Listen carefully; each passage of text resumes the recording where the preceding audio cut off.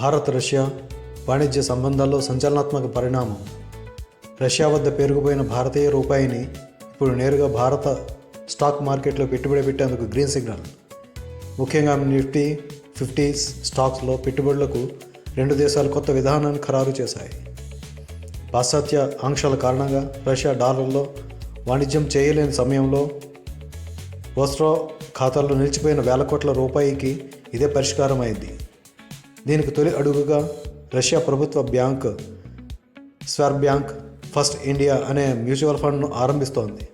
Russia పెట్టే రూపాయి నేరుగా భారత్ స్టాక్ మార్కెట్లోకి ప్రవహించబోతోంది.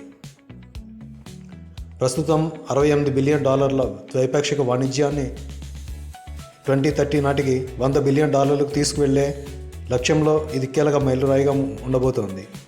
అమెరికా, యూరప్ మార్కెట్లకు ప్రవేశం లేని రష్యాకు భారత్ ఒక విన్ విన్ అవకాశం.